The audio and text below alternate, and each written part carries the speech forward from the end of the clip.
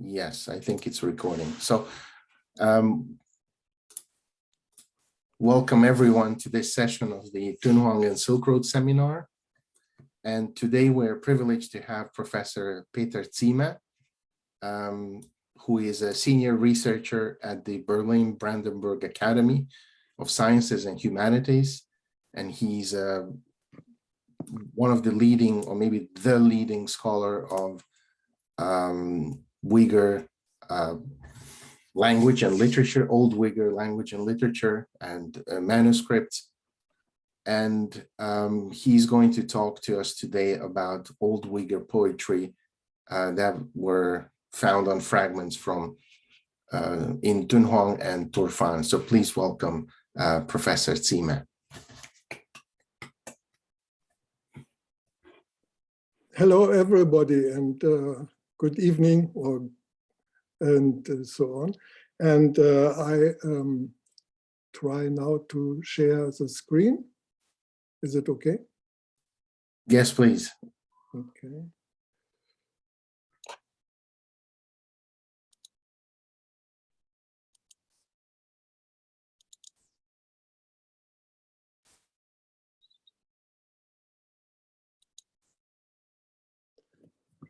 Okay, thank you very much, Emil, for the introduction. Since 2 years, I have not been in Cambridge, but I remember 2 years ago, just after coming back to Berlin, the war against a small virus started. But the war against this virus is overshadowed now by the real war against our neighbor, the Ukraine. I hope with all of you that the aggressor, the so-called president of Russia, will be penalized in the nearest future. But now I turn to my subject of tonight. As you can see, Old Uyghur poetry from Turfan and Dunhuang. In previous lectures in this seminar, we learned a lot. We were given new insights into many aspects of the Central Asian cultures, especially of Dunhuang, about history, art, and Buddhism, were the main topics which were given. Today, I only speak about words and fragments. From the Old Uyghur period, from the 9th to the 14th centuries, when the three world religions of Manichaeism, Buddhism, and the Church of the East were predominant rather than Islam, we have the earliest poetry of the Turkic world in chronological order after the epitaph poetry from the period of the Old Turkic empires in the 8th century. Almost for most of the period, Islamic influenced poetry, such as the Kutatkubilik, was also juxtaposed with the Old Uyghur literary language. There was little contact at that time. For more than 100 years, thanks to the Central Asian expeditions since the end of the 19th century, as well as present-day archaeological work in East Turkestan and Gansu, in the Xinjiang Autonomous Uyghur region, we have considerable evidence of Old Turkic writing that can be attributed to the Uyghurs who, after the destruction of the Uyghur steppe empire around the middle of the 9th century, founded the West Uyghur Kingdom. Both Manichaeism, inherited from the Uyghur steppe empire, and Buddhism, which had been indigenous to East Turkestan in many forms for centuries, and which finally determined the Turkic culture of the Uyghurs after the turn of the millennium, were connected with the work of monks and laymen who adapted, transformed, and above all translated religious scriptures in a comprehensive manner, and also created new works inspired by it. The abundance of this literature is written in prose, mostly also in cases where poetic works served as models. In addition, poetry was written that was not only inspired by religious writings, but was also guided by the desire to apply indigenous forms of poetry to translation or new works.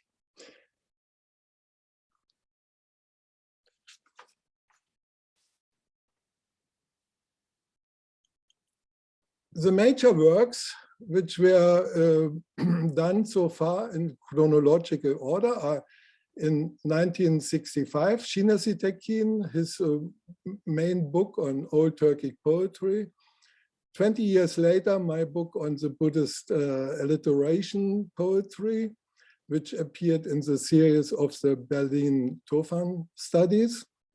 And again, some decades later, Abdul Rashid initiated a series of a corpus of Old Uyghur poetry. And I mention here two books, one by Abdul Rashid Yaqub, Old Uyghur Hymns, Praises, Blessings, and Descriptive Poems, and the other one by Aidar Mir Kamal, Alliterative Verse Commentaries, and so on, which includes the first edition of a Dunhuang text, or B 128/18, with nearly 200 lines of verses. Oh, sorry. And what kind of poetry we have is, is usually called altaic alliteration or strophic alliteration. And here I give some ideal schemes. These verses are usually arranged in quatrains of 4 lines, and each line starts with one syllable, which consists of either a vowel or a combination of consonant plus vowel. You can see here, like it works. It is a syllable counting system, and we have usually numbers of 8 syllables or 7, and they are arranged into groups. And you see here, every line starts with the same syllable, ba, ba, ba, ba, and sometimes with an ending rhyme, sometimes not. And we have the vowels are arranged in groups, A, then a third group, E, and the labials, OU, and front labials, Ü. And the groups with consonant plus vowel are restricted to the initial consonants B, K, S, T, Y. And the next slide, I made statistics in my study of 1991, which appeared in Budapest. And according to that one, we have the groups consonant plus vowel, which of the 5 consonants, which make 93% of all the consonant plus vowel groups. That shows that the other consonants are very rare, as you can see from the statistics. But this is not so important, perhaps. I go on. Now, we have alliteration of this type is found in all kinds of Old Uyghur literature. It is rare in Manichaean texts. It is very rare in Christian texts, but it we have a large amount of Buddhist texts of diverse kinds, except Vinaya and Abhidharma. And moreover, we have a lot of alliteration poetry in non-religious or popular as literature and in historical inscription. The Buddhist poems are either true translations from Chinese or adaptations. And among the adaptations, we have especially versifications of original prose works, which is an interesting feature, but I cannot speak in detail today. And mainly original Uyghur works.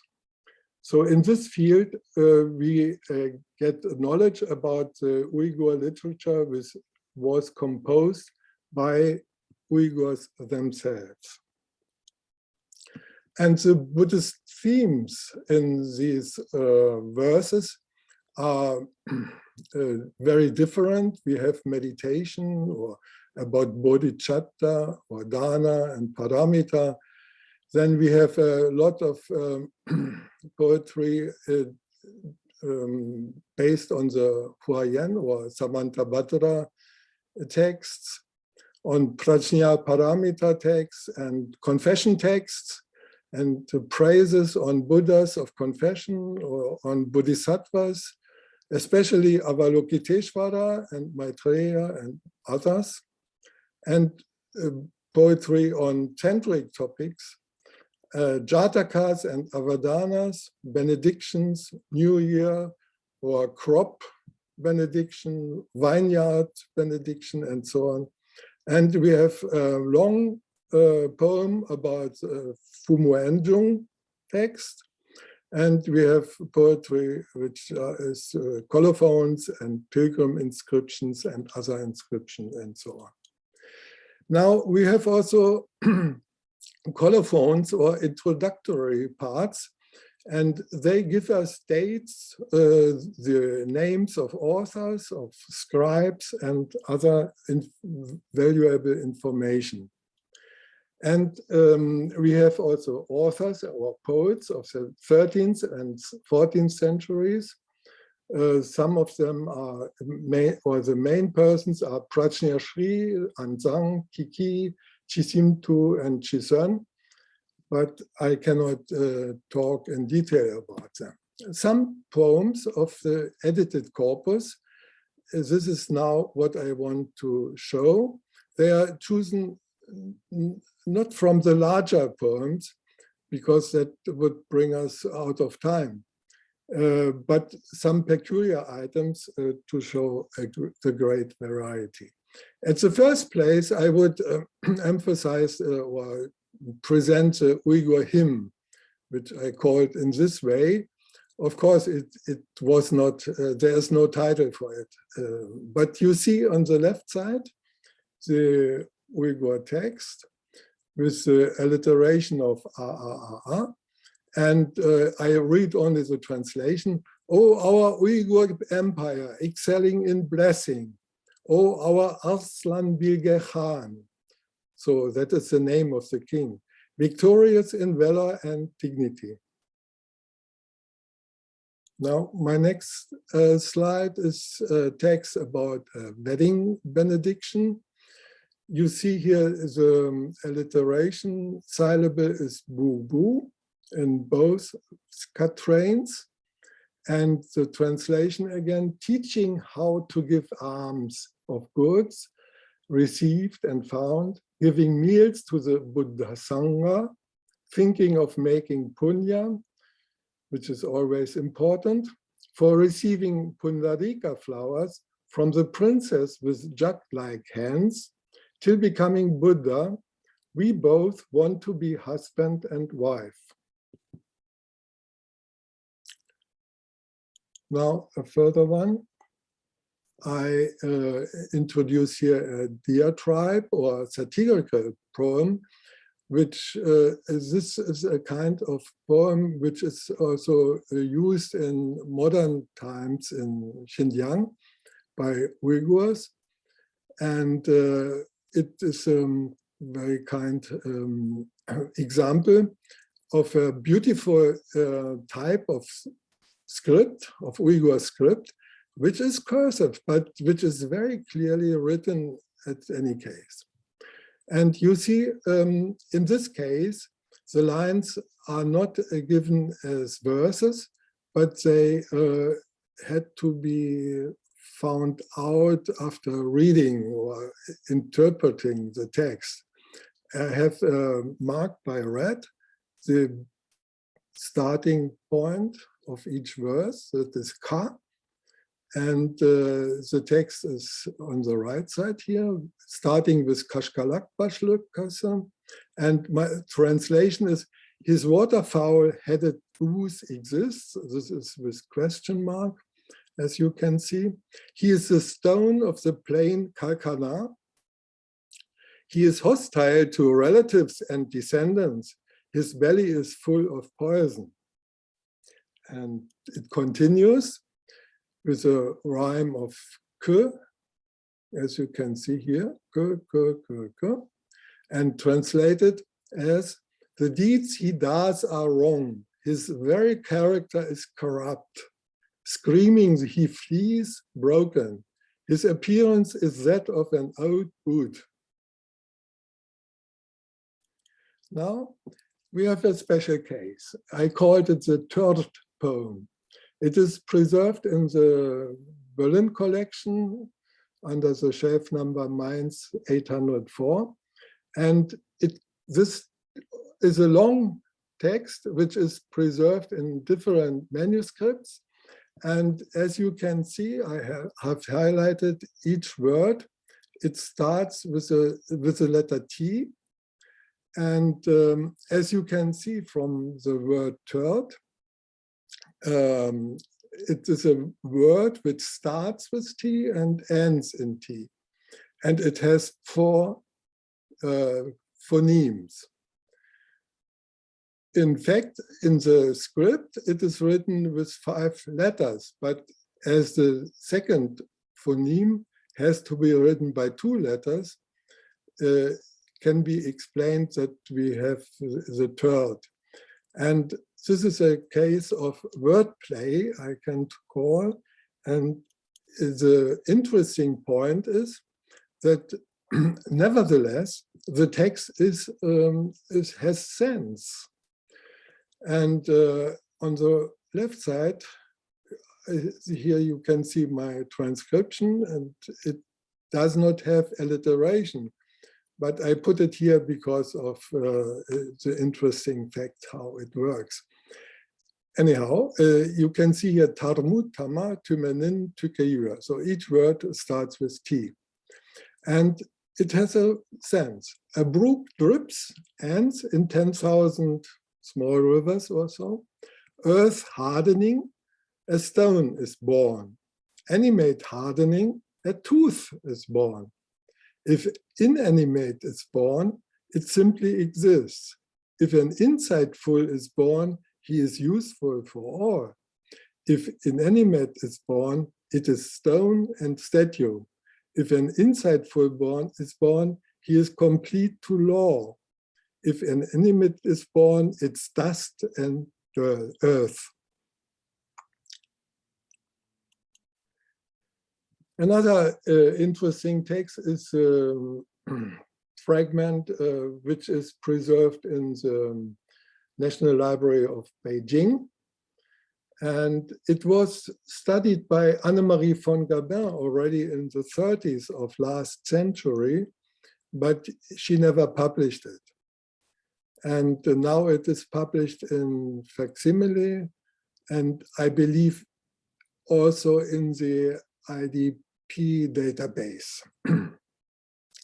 And Toyin Kirklik means of the shape of a monk, but in this case, it is clearly the Buddha. And here is some example of it. We want to meet the unequaled good majesty, our heavenly wise Lord, unable to reach Gosadapura, which is like the heavens land. Has it not changed on the peak of the heavenly mountains? And the next one. The names of how many Shastra chapters for which since many years you plucked yourself will not persist. May our Majesty Kadir Khan be gracious. May he stay with the people and be merciful.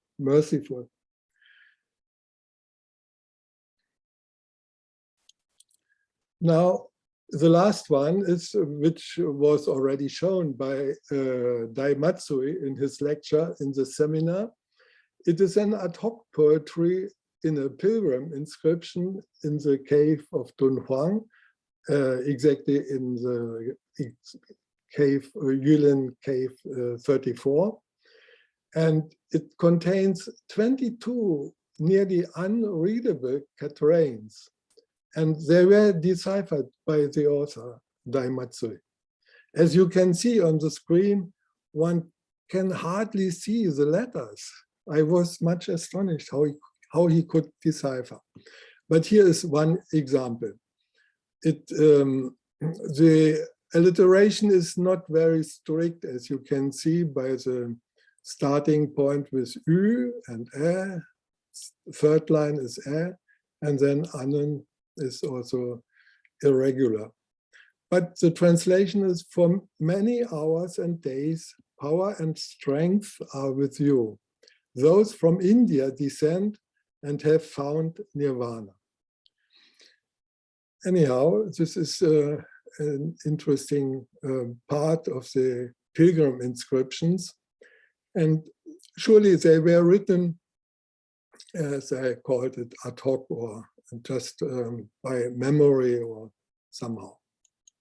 Now, I want to introduce, and this is my main part of tonight's presentation, new fragments from different manuscript collections. I start with the veneration of Maitreya, which is one of the important specific of old Uyghur Buddhism. Not only did the appearance of the future Buddha Maitreya, which was a special theme in Tocharian Buddhism, exert its unique influence on the Uyghurs, but the Chinese versions of Maitreya Sutras were also translated. In addition, there are numerous praises of Maitreya expressing the fervent wish to meet the Buddha of the future. These praises are quatrains in strophic alliteration.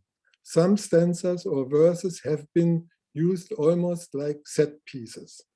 Here, some verses from a text edited so far only in Russian with a given title, Listen to the Masters. The rectoside of a Chinese scroll contains a passage from the Hebu Jinguang Ming Jing Juan Dilu Da Bien Tian.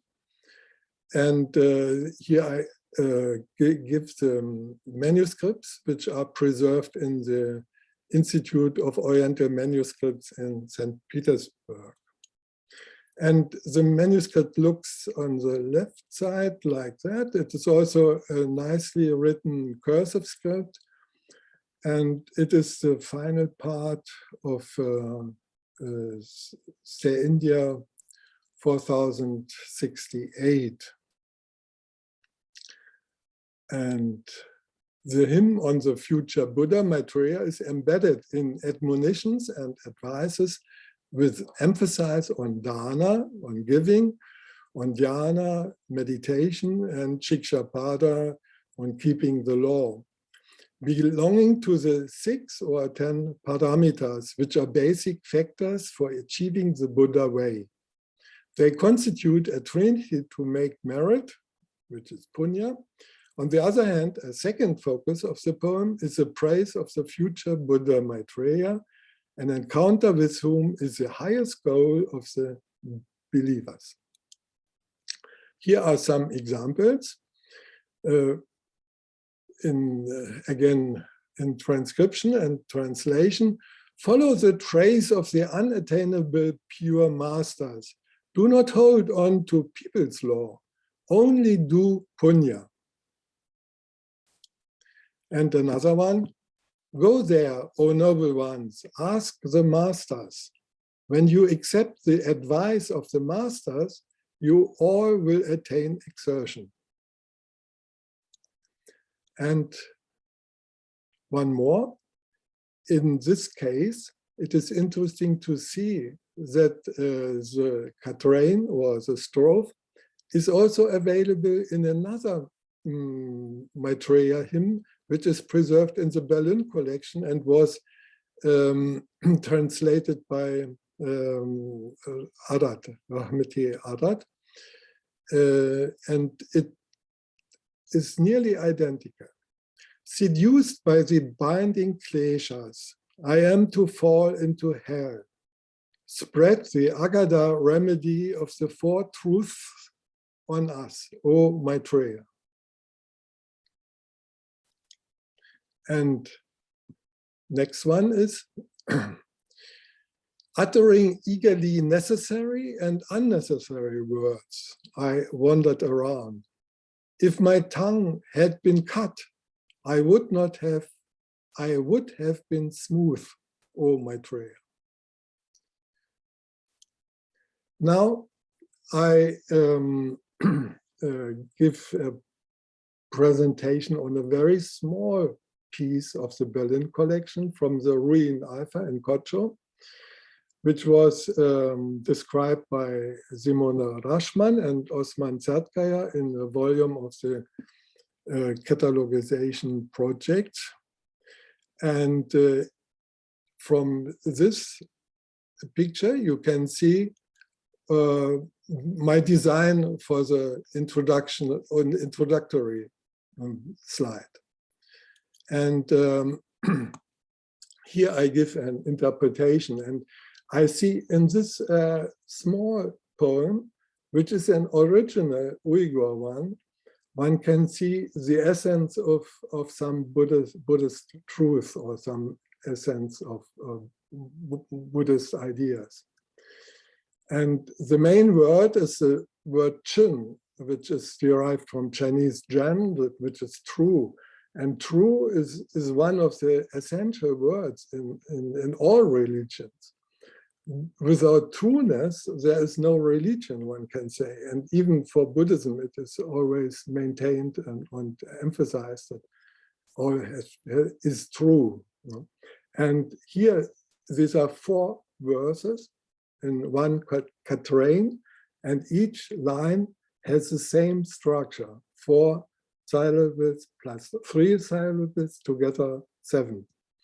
And it has the same alliteration syllable, and my translation is very short. The work of the Buddha is true. The essence of the body sense is true. Being bodiless, the nirvana is true. These 3 all are true. Of course, it is a simple example of such poetry, but still it has a kind of beauty, and I see it as a symbol of our Buddhist Uyghur poetry.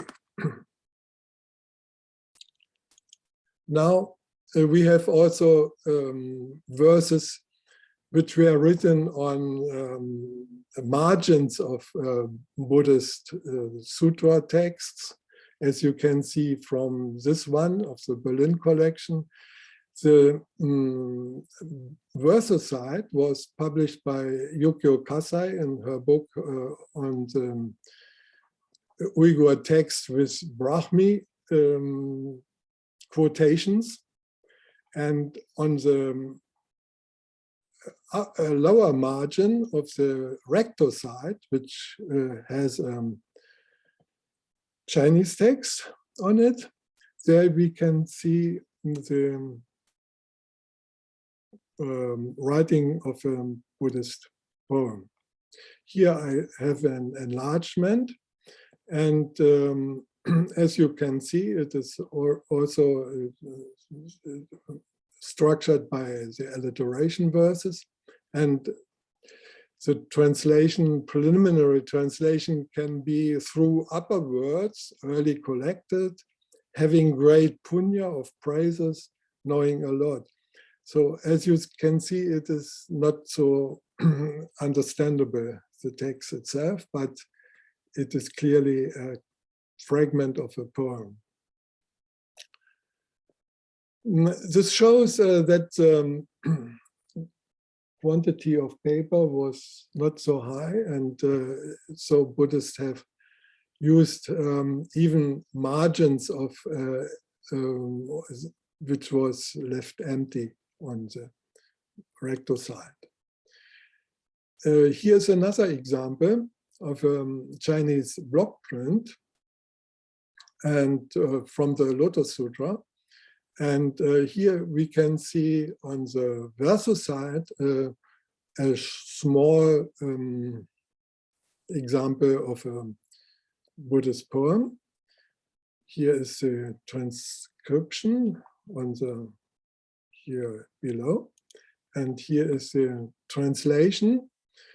For counting and measuring in the two wheels, I don't know what it means exactly. I myself, since numberless 10,000 kalpas, think of the samsaric place to be nirvana, throwing them and to turn by thinking of means. Even if there are some parts which are not so clear, the conception of the Buddhist idea that samsara is equal to nirvana is apparent here. Now, another interesting fragment is also from the Berlin collection. It is a Chinese block print of another sutra. But what we see here in between the lines of the Chinese recto side, we see an insertion of Uyghur letters. I have highlighted it here. And this is the vir can be the transcription of Chinese Bo. And the sho or shu can be the transcription of Ju. And these three characters, Bodulu, are a transcription of Sanskrit Bakula, who was one of the Buddha's disciples, which is also mentioned in another Buddhist text in Uyghur script, Bakuli, but there he is a Naivasika. But the main question is, after word Shu, we see the word Tengri, which is God. And so that makes it dubious that this is really a transcription of Bordieu. But I only wanted to show it here because we have such using even the Chinese texts of distributed texts of were used for making some entries by the Uyghurs. Now on the verso side, we see another paper was attached to it on for restoration, which is often seen in some other Uyghur manuscripts too. We cannot make much sense of it because we have only some words which are preserved on the site, but clearly it was a poem in Uyghur alliteration verses. Now I come to the Jataka and Avadana verses mentioned at the beginning, and they were published in Berliner Turfan-Texte 13. But recently I found additional fragments in the Bibliothèque Nationale, which come from the Dunhuang grot of the North, grot 181, which is today 462 of the northern grottos. The left side fragment is from Turfan, and the right side fragment is from Dunhuang. But I believe it is from the same block print. But this is quite understandable because printed books could be carried either to Turfan or Dunhuang. It does not mean that they were printed neither in Dunhuang, neither nor in Tofan. They may have been printed in Beijing or Daidu at that time.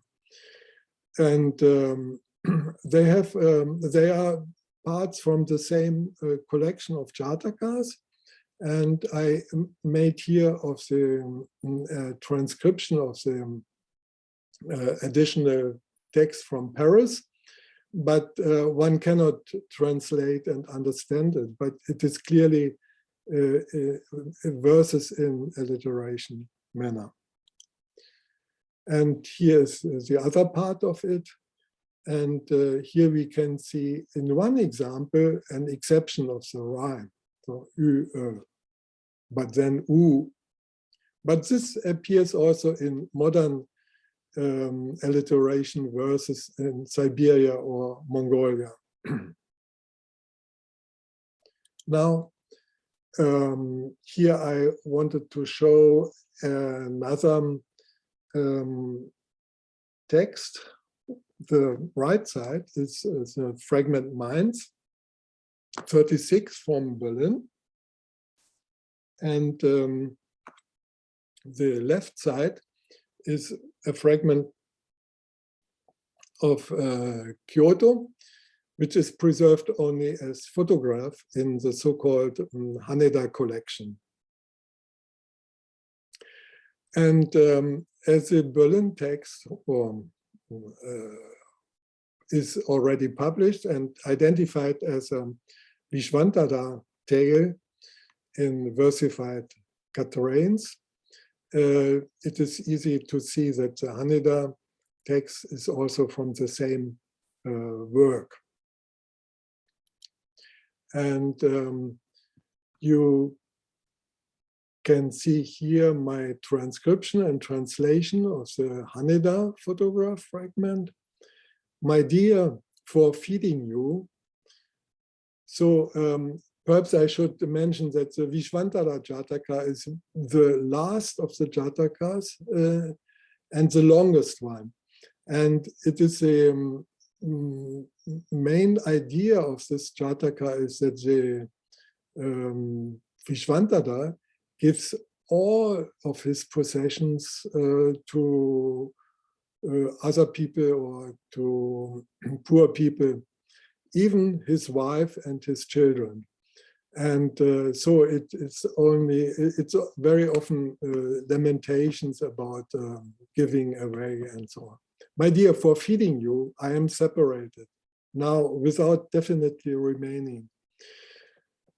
As many words are missing or letters are missing, it is not so easy to give comprehensible understanding of it.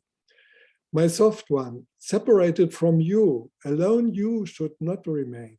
Mercifully be pleaded, take me.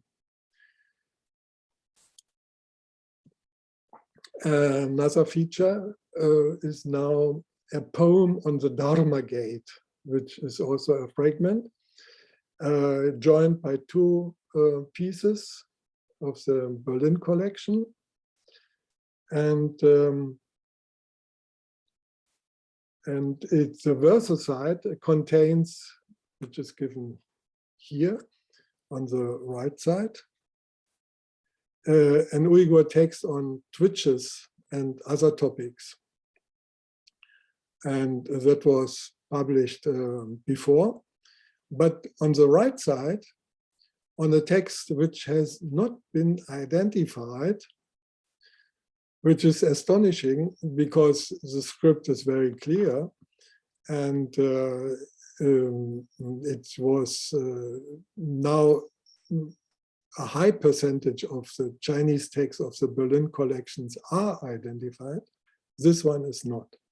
But what is interesting for us is that in between the Chinese lines, beginning from the empty margin, we see the Uyghur lines, which is also a kind of poetry, a kind of poem.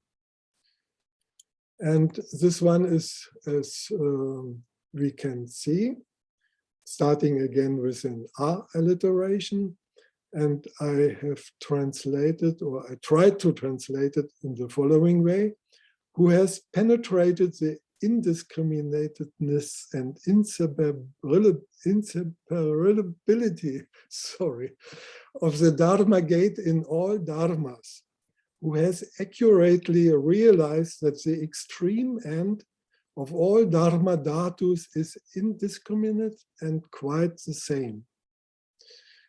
So this is also one of the tenets of Buddhist ideology. Now, this one is very badly preserved. As you can see, it is a fragment of the Berlin collection, and most letters are faded away. And to my great regret, because this is not of Buddhist contents, but it is a poem on earthly pleasures, as you can see from my preliminary readings.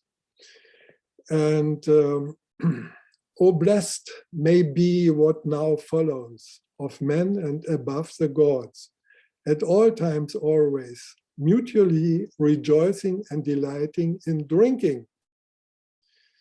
Drinking from hoses and barrels, pouring from vessels and bowls, drinking from something and from ash something. And the last line is also very destroyed, the vineyard of the. So, but it is clear that it is about drinking and probably of wine.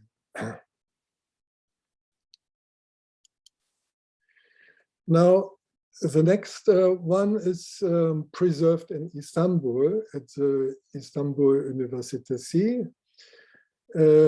which is a small collection of Tofan texts which came from Xinjiang there. And it has a long story about provenance, but this is not my topic now. And you see that the script is not so clear and the lines are not well arranged and there are many lacunae in the text. But still, it seems to be a very interesting text, an interesting feature, as it also relates to nature. By many singings and chirpings of various kinds of birds, there are at all times sounds and voices endlessly praising.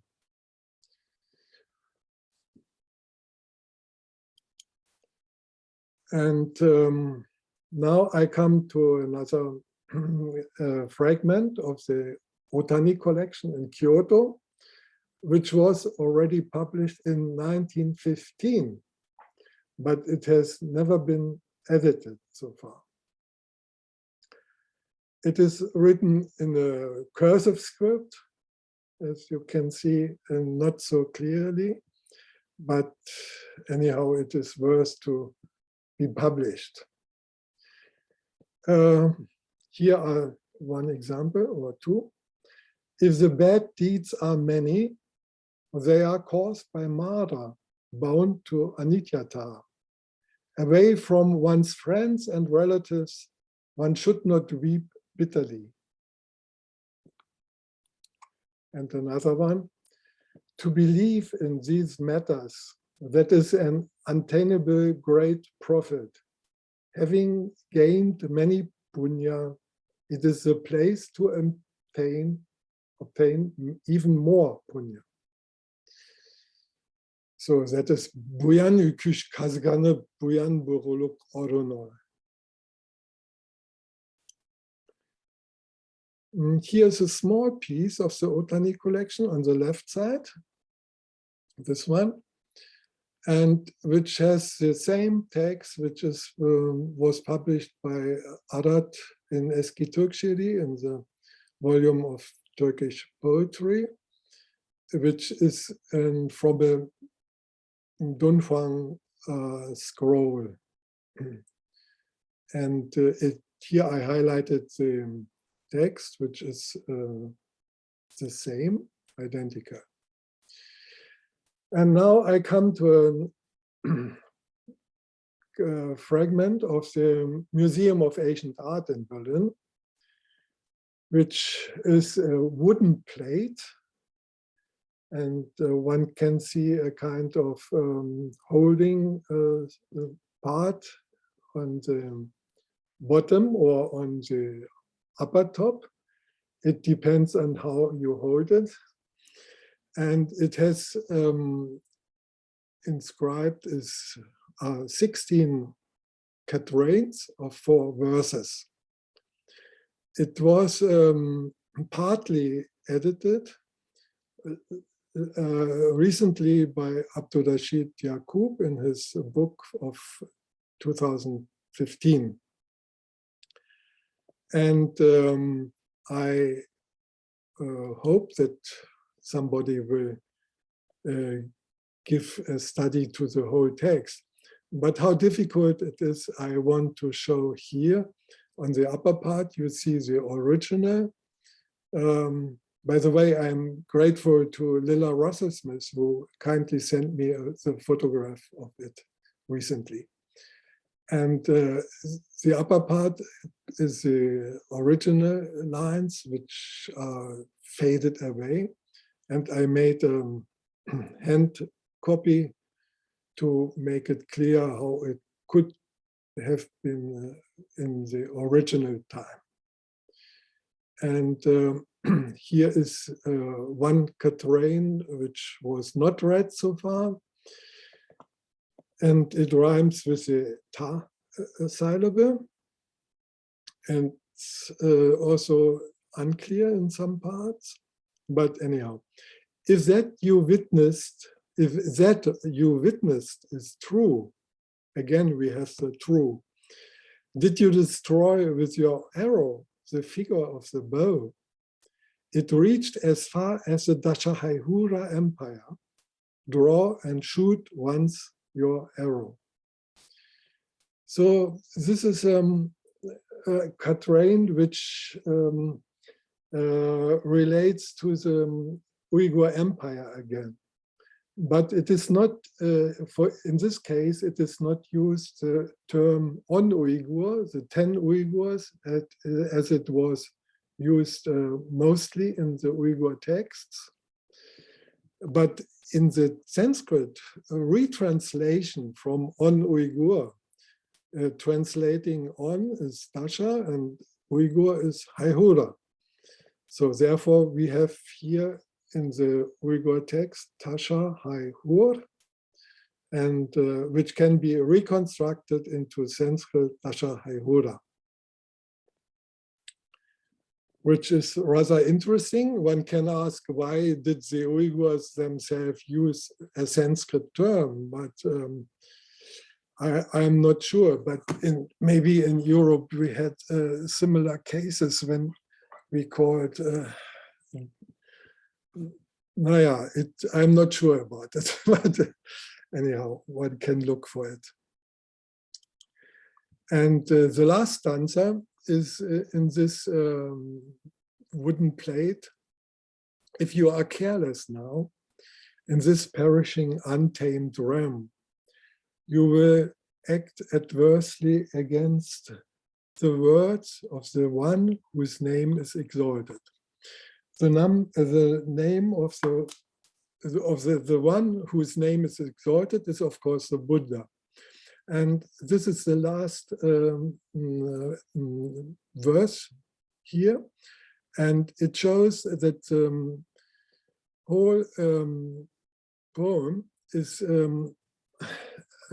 one can estimate that the whole poem was written in order to give emphasis to regard the Buddhist belief to be maintained and to be followed, because we can see in some other parts and in some other poems of the Uyghurs that that there was a fear that Buddhist culture will soon end with the advent of Islam, the new religion, which was finally which finally came to the region of Turfan in the 14th century. And finally, I come to another fragment which is preserved in the research department of the Dunhuang Academy. We see on the left the Chinese text, which is a beautiful script, as I hope that the sinologists among you will agree to it, of the Buddhanusmrti Samadhi Sagara Sutra, which is a very famous sutra for meditation. But interesting here is the versus side for us. It contains, again, a poem. And I would like to emphasize here that the verse lines are marked by 2 dots, and the end of a quatrain is used by 4 dots. Here you can easily see here. No? And so these 4 dots are always at the end of 4 lines. I highlighted here a question mark and here 2, because it is just from the middle of a poem. One cannot know how long it was, and so far it is difficult to say, but here is one part of it, or 2 quatrains, one with sa and the other one with to, and it says approximately like that. When the Buddha saw that, is my insertion of it, some people, after recognizing and contemplating the sins and misdeeds of the samsara, shaved their hair and beards and dressed in Sangati Kashaya clothes. Your clothes and dresses are changed. Your temple hair is also shaved. Now hold your patra, the bowl for arms, and the rattlestick, the kakara, ready so that you can come along as monks. And further one, when the 2 new monks heard this word teaching, they spoke thus: "O holy good Buddha Master, he is endowed with incomparable splendor and radiance. He is the divine Buddha Ratnasurya, possessing the 10 powers. With his entourage of 40 millions of bodhisattvas, he surely deigns to come here."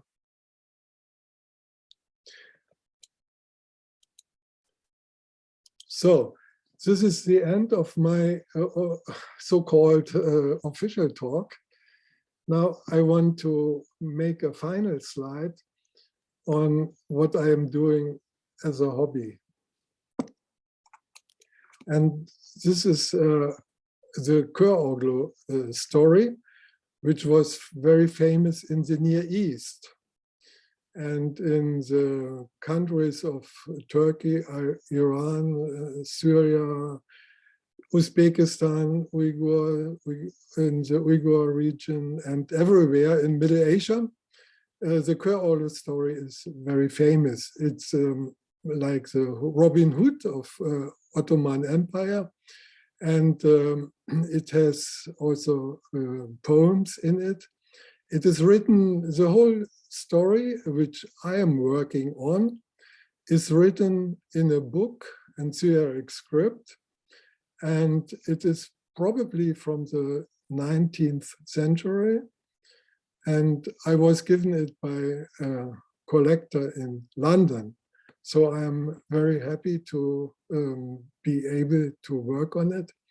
And it is interesting book because the stories of Chororgel are spread and known everywhere in the Near East, but there is not known a version in Syriac script, which makes it interesting from the point of consonants, because we can distinguish between G and K, for example, and some other features, but it makes it also different and more difficult than Arabic script, for example, because in many times there are written less vowels than in other scripts, like in the Arabic script.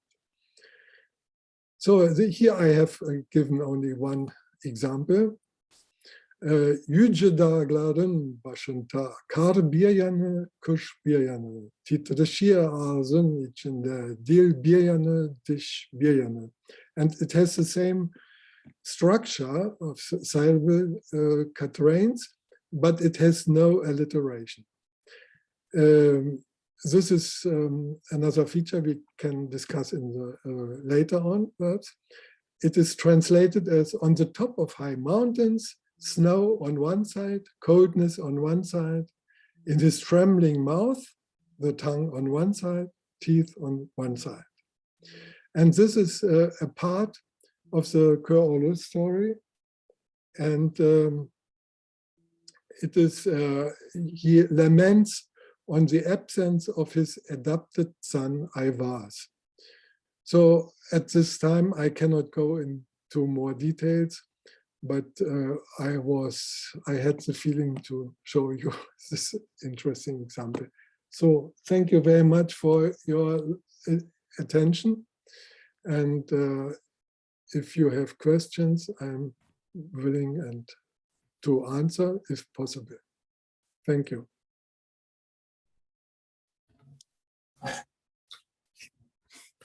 All right, thank you very much, Peter, for the wonderful talk.